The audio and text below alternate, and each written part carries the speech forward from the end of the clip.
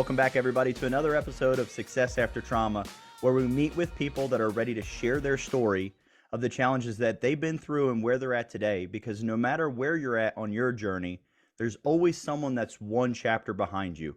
And as long as you have the courage to share your story, you will impact others that are one chapter behind. Today we have Austin Miller with us, and Austin Miller talks about his journey through an addiction with drugs and then his journey back out to where he is now able to share and help other people that may be facing this same challenge in their life. Austin Miller, it's great to have you on here. Can you tell us a little bit about yourself, what you're doing today, where you work, maybe a little bit about your family? Yeah, sure. First off, Greg, thanks so much for having me on. Today we live out in North Carolina. I work at a distribution center, on the management team there with them. My family, we have 4 kids. My wife, Shay, and I have 4 kids. Maverick, who's 6, Callaway, who's 4, Liam is 2, and then Sterling just turned 4 months. We're pretty busy. Pretty busy. Yeah. 2 and Yeah. 4 months has got to have you running around. But I know we talked about before we got on here, we talked a little bit about, I know the older ones always keep us busy with the video games too. Yeah, sure. Absolutely. So Austin, tell me a little bit about, or tell us a little bit about what your childhood was like. Yeah. So my whole family is from Texas, so the Fort Worth area. So I grew up there until I was about 5. My dad worked for, he was in the grocery industry, so on the distribution side. So when I was 5, we moved to Oklahoma. So I grew up there from 5 to 7, and then from there we moved to Southern California until I was about 11, and then we moved to Denver. And so I went through middle school, high school in Denver, and then I did a year of college out in Colorado as well in Grand Junction, and then moved to Phoenix. So I was out there for a little bit till 2013, and then New England, and Wow. then after that moved back to California, but now Northern California, and then from there kind of all over the place. So from there we went to Nashville, then to Texas, back to Nashville, and now we finally landed in North Carolina. So childhood was moving around a lot. Anytime there was a promotion opportunity or something like that for my dad, he would take it, and so I kind of got used to that. I think it made me pretty outgoing. Luckily for me, I played sports. I love sports growing up. I played 3 or 4 sports, every year. And that's how I would kind of make friends. So walking into that first day of school, I already had friends from, whatever I was involved with over the summer, sports wise. Dude, that's awesome. I was going to say that had to give you a lot of, as you grew and adapt, I'm sure you had a lot of social skills that you're able to really, really lean in on later in life. Not just the fact of, there's the piece of, hey, I'm new here, I'm young, we got to find our people, we got to find our friends. Not just the fact in that, but, I believe that the more we travel, the less ignorant we become. You got to experience Sure. so many different cultures of people. Absolutely. And start Yeah. and who knows what? Well, tell us, what was that like? What kind of realizations did you have at what can you remember as you were growing up? Some of us grow up in just one small town and we believe that this Sure. is the way, and that's a way, but maybe not the way. Tell me about your realizations as you experience these different cultures and the different way people lived. Yeah. I mean, I definitely, so, I mean, I went into sales and things like that, before I was in my position now. And I was always really good at that because of this, right? Because of moving around. I would learn how to talk to people, how to read people, but also I could relate to them because I probably had lived in a pocket of the country that they had lived in, right? So in New England, I knew how they talked, what they talked about. It's a very different culture than anywhere else. In the South, that's a different culture. Phoenix, that's its own place. Southern California, it's its own place. Northern California. So it really shows you that there isn't that one way, because I got to experience all of those different types of places that Yeah. have their own culture, how how they do things, how they speak, how they interact with one another. Somebody from the South going to New England, somebody could say something to you and you think that, oh man, that was rude, but that's just how they talk, or Right. not even necessarily rude, but you know what I'm saying, just as Yeah, a well, because vice versa, we could flip it. If example. someone came from New England and Absolutely. went to the South, they might say, "Man, that was rude." Yeah. I Yeah. came from California to Tennessee, Southern California, Yeah. and to Tennessee, and when I first, I had a little bit more pep in my step than what was normal, and Hmm. I'd come in and they'd say, "Whoa, whoa, whoa, slow down." They'd say, "You're not from around here, are you?" Yeah. And Yeah. yeah, Just different paces of life. I mean, obviously the South typically is a little slower. There's certain pockets where it's go, go, go. Yeah. I got to see all of those for sure. and now, was there any point in time that you can remember? Did you have any? Can you recall any challenges? What about? Did you have any brothers and sisters? I do. I have one younger brother. He's about 5, almost 6 years younger than me. And then, so what about for yourself or for your younger brother? Was there any point in time? Obviously, there was a spot where you just hooked up and you were ready to be a social butterfly. Was there any point Sure. in time where that was hard? Where like maybe that first move, or was it always just seamless for you? And then also, what about brother? I mean, for me, I can't remember a time where it was necessarily hard. I always saw it as exciting. You know, Okay, I mean, like for us, we went from Oklahoma to Southern California. So you're going from Tulsa, Oklahoma, to Disneyland as a right, 7-year-old. right. It was exciting. And then you're going, from Southern California to the mountains where there's snow. And see, so there was always something I could always pick out something that I could be excited for. And honestly, with sports, I wasn't worried about making friends and doing a lot of that because I was pretty gifted in sports. Because of What's that confidence that I had with playing basketball, football, baseball, and then eventually a little bit of track, but not much. But mainly like basketball. I was really confident in my skill set, which I lucked out living where I did. Because if I lived somewhere else, in that age frame, I wouldn't have been as good at basketball. I moved from yeah, 7 until I was about 11 in Southern California, and that's right when like the and one mixtape came out and street ball got big. The professor was my guy, the only white guy. On a lot of the teams that I was on, I would be the only white guy.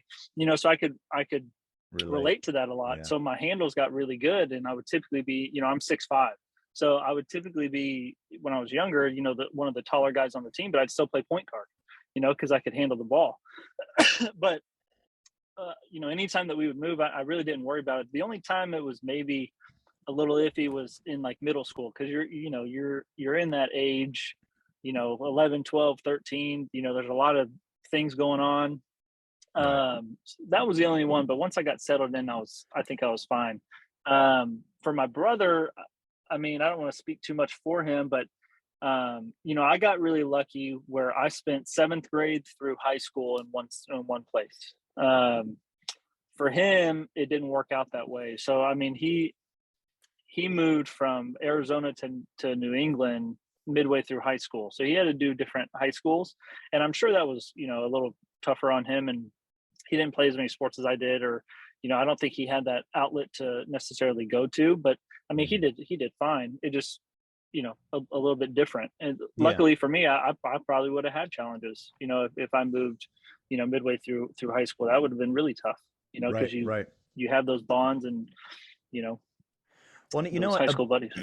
A big part of it is, and timing was great for you, right? So that's awesome. But a big part that I want to highlight for people is, man, and we all know it to be true, but we don't always take the opportunity to integrate is perspective. I mean, Right. you were like, this is amazing because you had a perspective that allowed you to see that filter.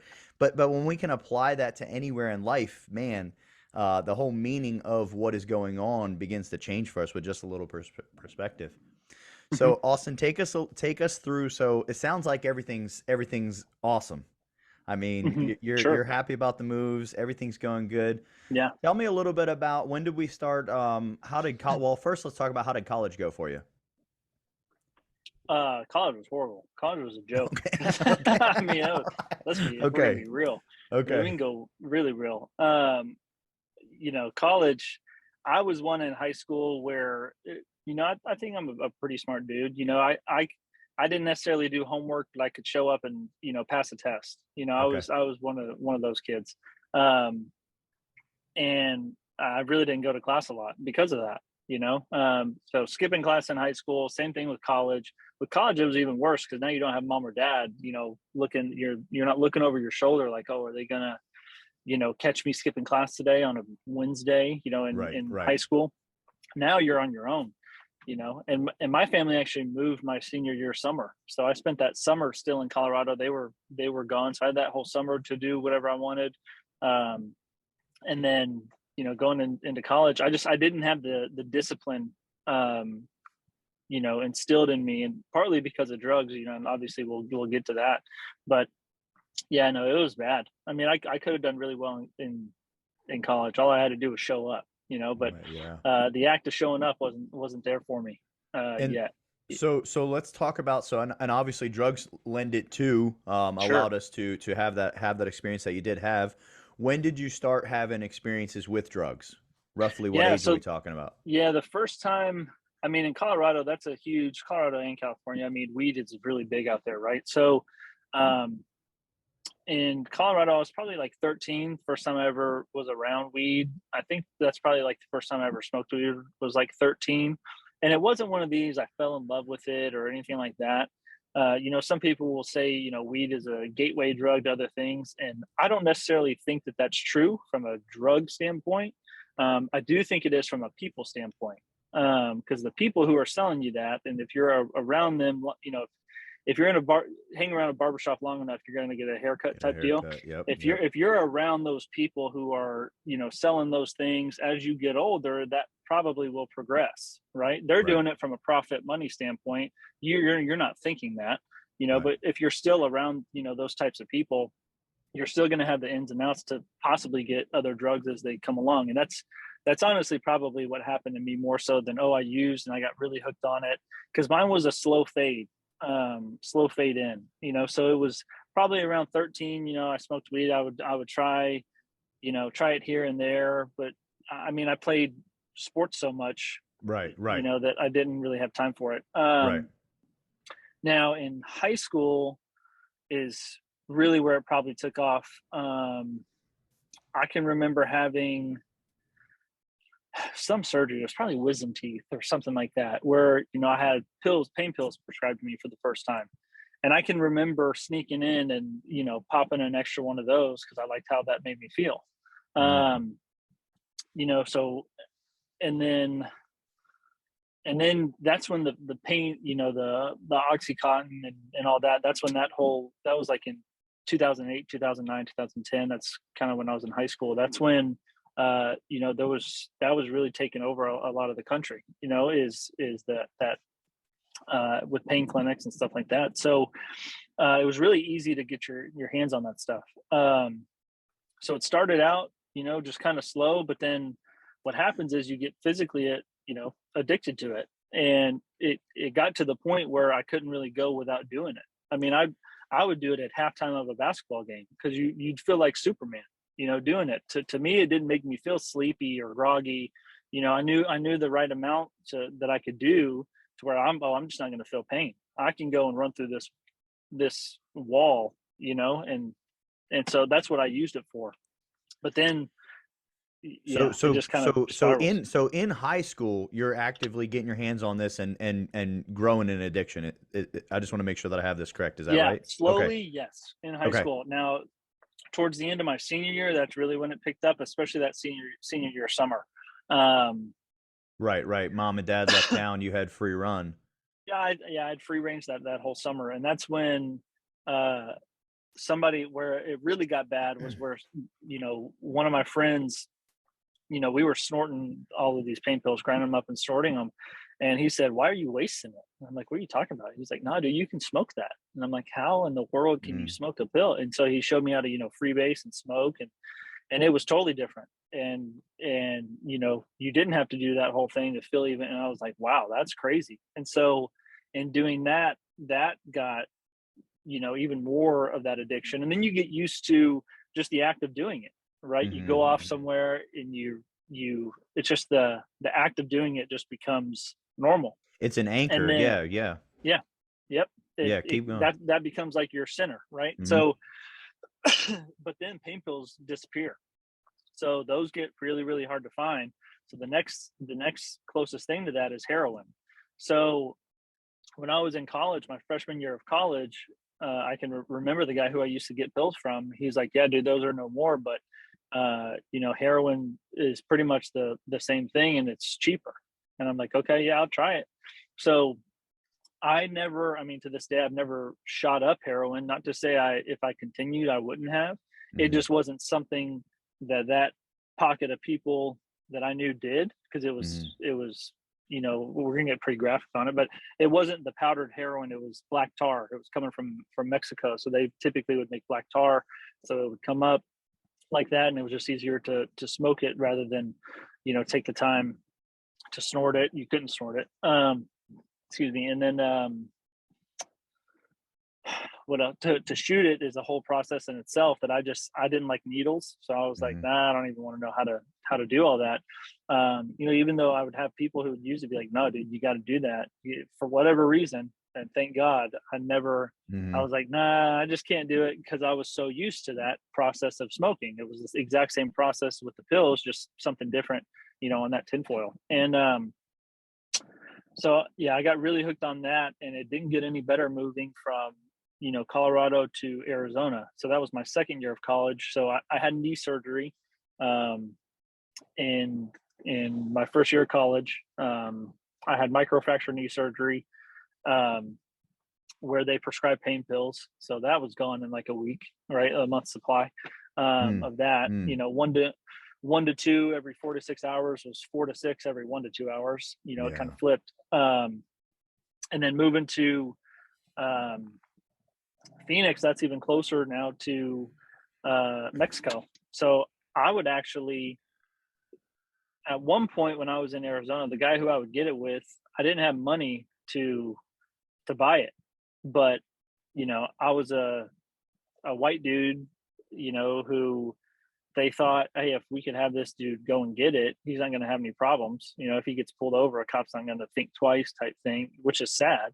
But so I would drive down to pick it up, Hmm. for him, Hmm. Hmm. and then bring it back, and that's how I would get it. You Hmm. know, but I've had run-ins with actually the cartel. I've had guns drawn. I've had triggers pulled where it misfired. I hope it misfired. I didn't stick around to find out, type situation, whether it wasn't loaded or misfired. But I was in. That's a pretty scary situation when you're Yeah. Yeah. a 19-year-old white dude who is you know I'd say stepping into that arena. you're pretty deep in at that point. Yeah. Yeah. So yeah, it kind of spiraled, from there. You know, things, stealing, lying, all that stuff was present the whole time. So, Stealing money from parents, wherever I could. yeah. So take how long does this journey play out where I mean ultimately there's an Sure. addiction in play. How Yeah, long does that play out? I would say from 18 to 21. Okay. So a solid 3 years of hardcore, either pills or heroin. Health wise, what do you know? I mean, obviously you're young, you're still a stud, you've been playing sports. Are you noticing health effects?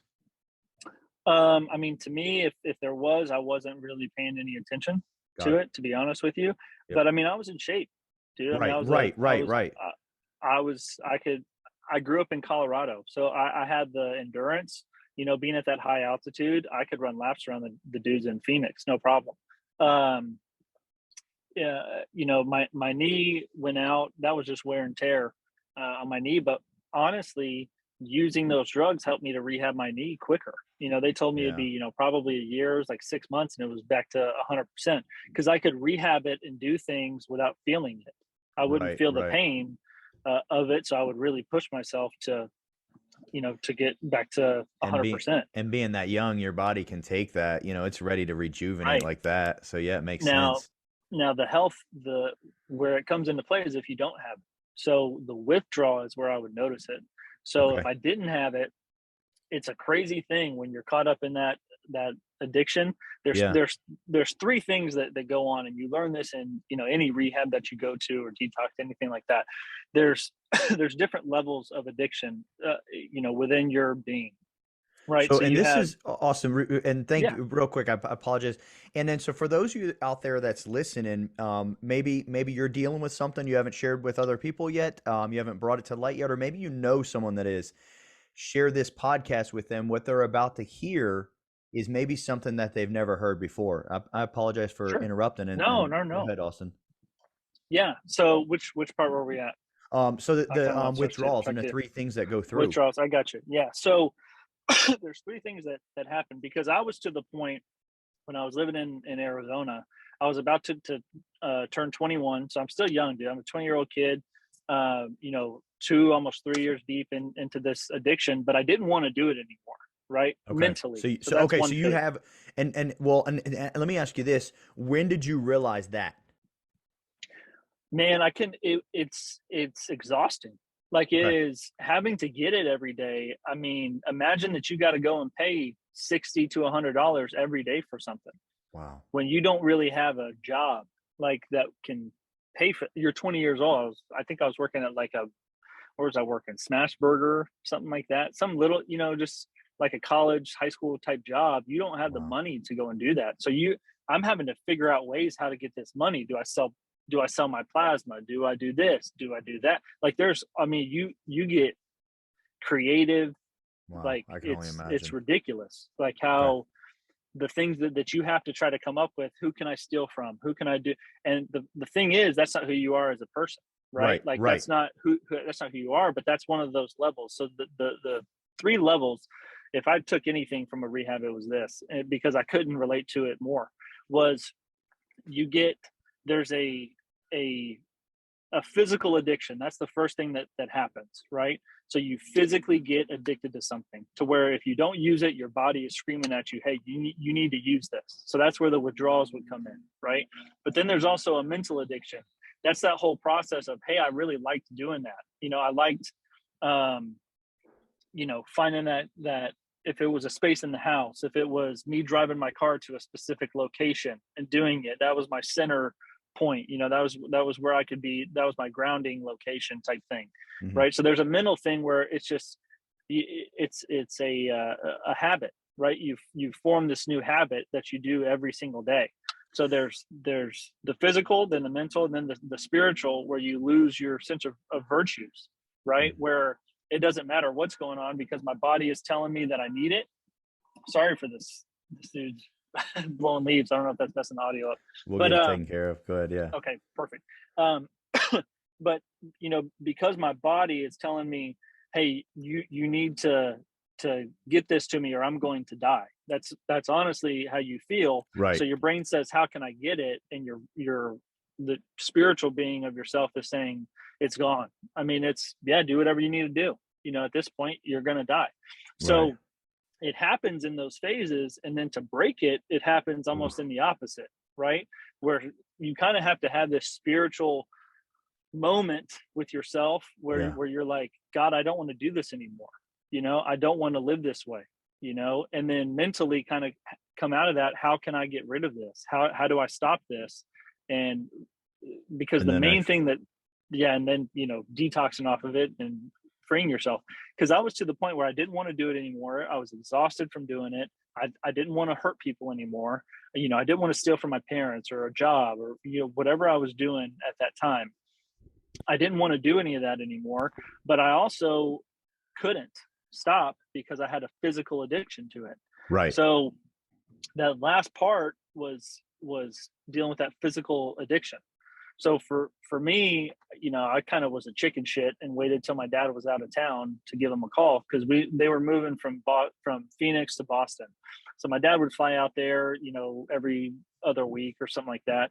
And work out of there and then fly back. And then we were getting ready to move. So when he was out of town, I finally called him one night and I'm like, hey man, I can't do this anymore. Here's what's going on. They're not stupid. They knew something was going on, but you really can't help somebody until they want it, you know? 100%. 100%. And my parents are great. They're extremely supportive, of me, even, growing up. But I mean, I don't know. It's not that my dad was a hard ass or anything like that. It's just when you're in those moments, that phone call is hard because you don't Mm-hmm. know how they're going to react because it's Mm-hmm. such an extreme thing, Yeah. right? Yeah. Hey, you caught me stealing money. You know something's going on. I'm going to tell you how bad it is for real. And it's the first time I called and ever asked for help with it. I had tried to do my own thing and get off of it. I tried doing, there's methadone clinics, there's all sorts of things where you can do alternatives and try to wean yourself off. I couldn't do it. None of it worked. I always went back to it. So So it how many was, times, maybe not exactly, but roughly how yeah. many times, or what period, what period in time, how long, or how many times were you given this a shot where you're not having success with self? Oh, honestly, probably hundreds, Okay. if I'm being Okay. real, Okay. because it was You like a daily hated it, but struggle. you were just you just couldn't You let it have go. to. It had Yeah, grasp. Got it. because Got it. you feel, and anyone who's in this knows exactly what I'm talking about. You feel like you will die. Like that is what your mind tells you. Wow. Is if you don't get this right now, you are going to die. Your body's going to shut down and you're going to die. And so I would not want to do it, but it's almost like something else would take over. That addiction would take over. Yeah. It's really hard Yeah. to explain, Yeah. but that's the best way that I can, put it into words.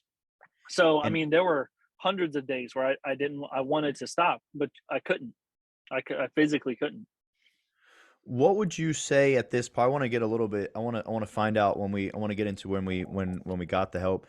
But at where we're Sure. at right now, what would you say to the people that there's people that know someone going through addiction, but they don't know that the person in addiction, the one that wants to help them, doesn't know the person in addiction's model the world. They just don't, and they want to help them. They think this person should just stop.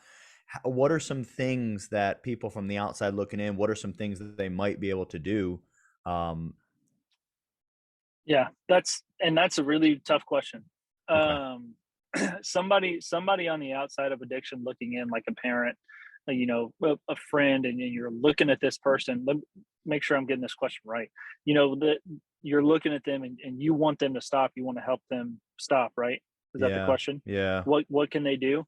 Is there The anything the awareness, the anything at blunt all? the blunt answer, honestly, Yeah. Yeah. would be to stop enabling them. Let them hit rock bottom, which is a really hard thing for those supportive role type people to Hmm. do, Wow. right? It was because you love them. Whoever that Right. person is, you love them. You want to support them. So the hardest thing to do would be to let go of that and trust in God that He's gonna take care of them. Yeah. Um, so that's the most blunt answer that I have. Wow. I There isn't appreciate a that. Yeah. Yeah, there really isn't a like an intervention type thing that I think Yeah. works. Yeah. You know, And I because it believe, real dude, I didn't know what you're gonna say because yeah, I also believe with you that we can't help someone until they're ready. And you so I didn't can't. even know where we're gonna go with that, but I wanted to Sure. ask, and that's a powerful answer. I appreciate sharing that. Yeah, I mean, yeah, that person really has to get there. And I was there. I was there for probably too long. It was going to get really close to where, I mean, I was going to be gone, whether it was an overdose or whether I killed myself. I mean, I can remember driving down a highway in Arizona and it started raining, and it doesn't rain a ton there, right? So I remember thinking, man, I could just bang a hard left right now on this highway going 75, and it's raining. No one would think twice. I can Yeah. vividly remember that drive. I can picture it. You know, um, so I mean, I was there. I was pretty Wow. close, and How did yeah, your my dad bottom. receive you when you reached out for help? Oh, it was open arms. It was Wow. a. It was the. You're gonna make me cry. It was the closest thing that I can. Obviously, I'm a Christian. I believe in God, and believe that Jesus came and died for us. It's the closest thing that I can relate on earth to the God's For grace salvation. Yeah. for us, right? Hey, here's everything that I did wrong. I need help. I can't do it. I don't know what to do, where to go. And him saying, it's okay. I forgive you. Let's get you some help, you know? Wow. Um, I got chills. not everybody gets that, which I understand. And that's I'm so sorry if you don't get those open arms. Yeah. And sometimes um, you've broken relationships, and I've broken it with them so many times. I didn't deserve any of that, but that's what Yeah. grace is. Right. That's what grace. It's getting that grace that you don't deserve at all. That forgiveness that you don't deserve. Um, I mean, I can remember sitting in the detox waiting room with my mom because my dad was in Boston. We were in Phoenix. It was in Mesa, Arizona. And she dropped me off, and we had to wait. And I can remember being in there, and this class of people that was in there is not a class of people I ever thought that I'd be around. Not that they were bad people. It's just you have Right. Right. all types of different stuff going on in the detax waiting room, I right? can And I I can just only imagine the journey I that those can people have been on. yep, and I can remember my mom just bawling, you know, um, that I was in there. That you know, and as a parent now, I get it. I would feel that way too, man. How did I let my kid get here and all that? Um, but yeah, those images are something that I'll never forget for sure. So what did that journey look like when you went through? So Sure. how long Yeah. did you do treatment? What did treatment look like? Was there did you have periods of relapse, or did you take this and run with it? What did that look like for you? So for me, it was a 5-day detox. Um, in Arizona. So I did 5 days there, left that detox, and Do went they straight help on. stabilize you physically in They the do. detox, or just okay, okay. That's primarily what they do. Yeah, Okay, the okay. rehab will deal with those other portions, the mental, Got it. spiritual, all that. So the first thing that you got to do is get off of that physical addiction. So they have medicine and things like that, but they won't give it to you until you need it. Need it. Right, right, right. And which I didn't know walking in. I was like, okay, cool. They're gonna like wean me off. No, they I can remember being in there for I think at least 2 days until you just feel awful. I mean, it's just you. I can remember being in my little room, and you don't have anything in there either. Like they don't like give you a ton of stuff. Like I didn't have shoelaces on, right? Like they don't get. Right, It's like right, that right, type of environment, right? right. Um, so I had a bed, a desk, and a dresser with nothing in it. Um, and I can remember it was nighttime, me falling off of the bed because I was shivering and shaking so much, and I just started praying. I'm like, God, you got to give me a sign, show me a light, show me that you're with me. And the second I prayed that, the light went on in the hallway, and I saw it at eye level because I was on the floor underneath the door, and it was the light coming on for the nurse coming in to give me my first dose of medicine to help me feel better. So, That's awesome. a few days of that, and then I left the detox, hopped on a plane immediately from the detox to the airport, flew up to Boston, and then I stayed with my parents for it was probably 2 days until we could get me into a facility because they had to coordinate all that. But I went to a facility up in New Hampshire for 30 days. I think it was 28 days. I think it was like 4 weeks. Um, so I did that. So I, lived at a rehab for 4 weeks. And then after that, um, I did like a outpatient program. So you would come X number of times per week. You just kind of pop in. They kind of help you with issues or struggles that now you're facing going back into the real world. Um, I also, while we were in the rehab, we would go to AA meetings, NA meetings. So AA is Alcoholics Anonymous, NA is Narcotics Anonymous. For me, I always related a lot to the Alcoholics Anonymous, even though to me alcohol wasn't my problem; it was drugs. There was a lot of sobriety and wisdom in Alcoholics Anonymous because it's just been around longer. I mean, it's like an Okay. 86-year-old program, 87-year-old program at this point. Um, so we would go to those meetings. So I would continue to do that after. Um, Man, what else did I do? So how long have you been clean? Um, I've been clean since May 22nd of 2013. So what is So that? you Eight, have eight and a eight. half years coming up, No, that's got to give you 9.5, something is like it? that. Maybe it's eight Nine. and a half, maybe So right. Dude, congratulations. yeah, nine. Yeah. So that's drugs. If I'm going to be really honest, what happened was I was clean because you asked about relapse and things like that. So Yeah. I did nothing, including drinking, because to me drinking wasn't a problem. And I got Right. sober um 3 weeks after my 21st birthday. That's when I Wow. entered the detox. Not to say I'd never drank before, right? But it's just kind of funny, right? When you turn 21, you get sober, right? Um, so to me, alcohol wasn't ever an issue. So I probably went from 2013 to 2018 with nothing at all, no drugs, and to this day, I haven't done a drug at all. If I had to Wow. get a surgery, I would make sure they were. If they wanted to give me stuff, it would be non-narcotic, no opioid, and if for whatever reason I had to do it, I'd have a guardrail in place, right? Hey, Shay, that's my wife's name. You're holding these. I'm not touching it, whatever it might be. But to this day, nothing drug wise. Now, alcohol, after about 5 years, um, you know, I think it was on New Year's, I had like a glass of champagne or something. And then periodically I would drink here and there, but it was never a problem. Right. And I thought it was fine.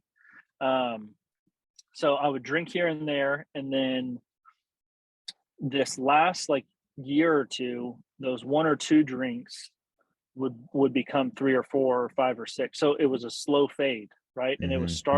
it was starting to get bad. So to me, that is a relapse. I mean, it's a couple of year relapse, but it was one that I didn't think was a problem.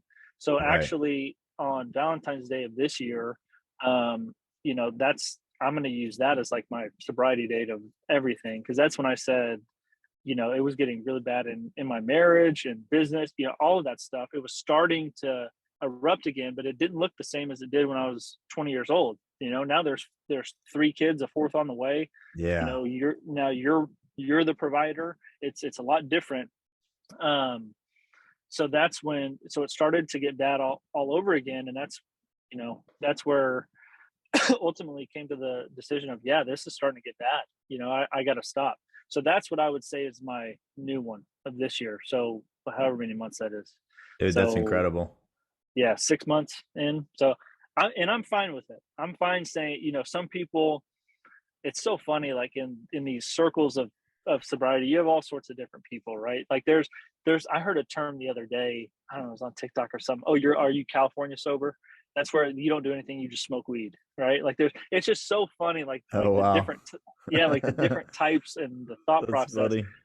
But for me, I mean, that was a total mistake, allowing myself to drink. There's no one to blame but me, right? So I finally hit that bottom again. Luckily, I didn't let it go too far down. I think I recognized it. My wife helped me recognize it for sure.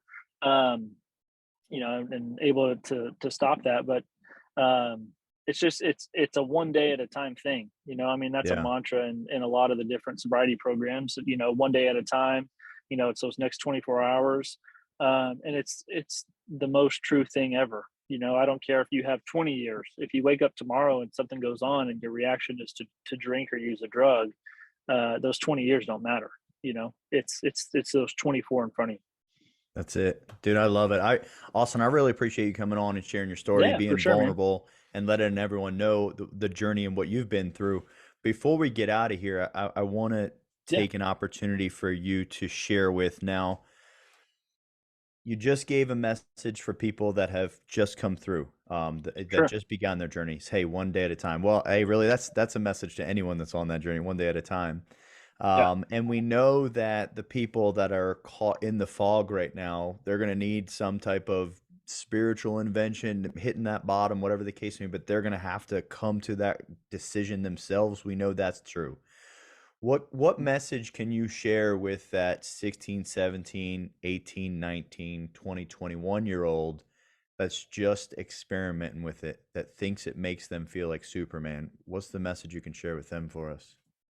sure. I would tell them honestly to find a group or go to a meeting, which may sound weird, but the the main point would be get around somebody who's been through it, right? Listen to somebody's story like this. So I'm starting a podcast right now. It's called Unintoxicated.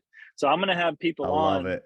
basically doing exactly what I'm doing with you, but just yours is amazing. You have all sorts of different trauma on there, right? Mine is just going to focus in on just this niche of alcohol and drugs, because that's what I know.